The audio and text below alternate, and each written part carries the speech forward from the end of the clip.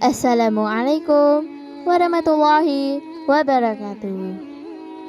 Diriwayatkan pada saat itu Rasulullah baru tiba dari Tabuk, peperangan dengan bangsa Romawi yang kerap menebar ancaman pada kaum muslimin.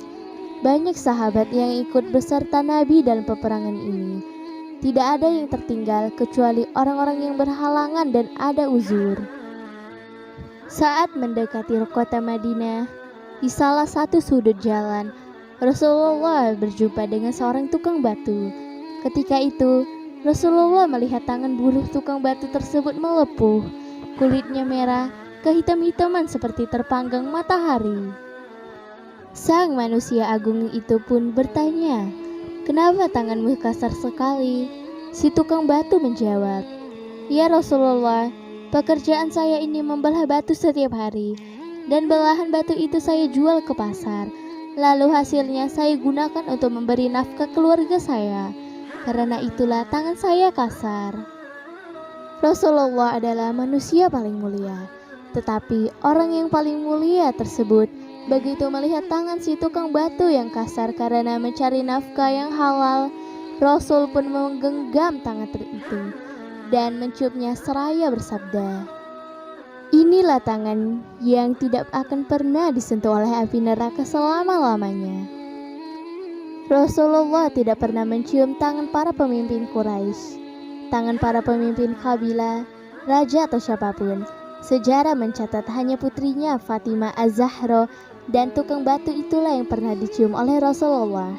Padahal tangan tukang batu yang dicium oleh Rasulullah justru tangan yang telapaknya melepuh dan kasar, kapalan karena membelah batu dan karena kerja keras.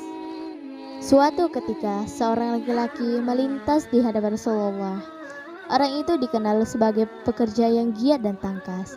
Para sahabat kemudian berkata, "Wahai Rasulullah, andai bekerja seperti dilakukan orang itu dapat digolongkan jihad di jalan Allah atau fisabilillah, maka alangkah baiknya." Mendengar itu Rasul pun menjawab, "Kalau ia bekerja untuk menghidupi anak-anaknya yang masih kecil, maka itu fisabilillah. Kalau ia bekerja untuk menghidupi kedua orang tuanya yang sudah lanjut usia, maka itu fisabilillah. Kalau ia bekerja untuk kepentingan dirinya saat sendiri agar tidak meminta-minta, maka itu fisabilillah." Hadis riwayat Tabrani. Orang-orang yang pasif dan malas bekerja sesungguhnya tidak menyadari bahwa mereka telah kehilangan sebagian dari harga dirinya, yang lebih jauh mengakibatkan kehidupannya menjadi mundur. Rasulullah amat prihatin terhadap para pemalas. Maka apabila telah dilaksanakan sholat, bertebaranlah kamu di muka bumi, dan carilah karunia Allah, dan ingatlah Allah banyak-banyak supaya kamu beruntung. Quran Surah Al-Jumu'ah ayat 10. Dan Allah menjadikan bumi untukmu sebagai hamparan, supaya kamu menjalani jalan-jalan yang luas di bumi ini. Quran Surah Nuh ayat 19 hingga 20. Siapa saja pada sore hari bersusah payah dalam bekerja, maka sore itu ia diampuni. Hadis riwayat Tabrani dan Ibnu Abbas. Siapa saja pada malam hari bersusah payah dalam mencari rezeki yang halal, malam itu ia diampuni. Hadis riwayat Ibnu Asakir dari Anas.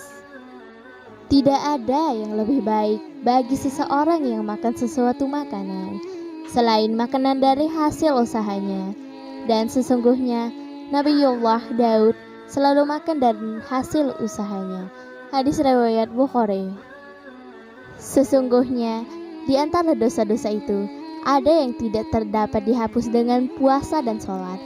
Maka para sahabat pun bertanya, "Apakah yang dapat menghapusnya, wahai Rasulullah?" Beliau menjawab, "Bersusah payah dalam mencari nafkah." Hadis riwayat Bukhari. Barang siapa yang bekerja keras mencari nafkah untuk keluarganya, maka sama dengan pejuang di jalan Allah Azza wa Jalla. Hadis riwayat Ahmad.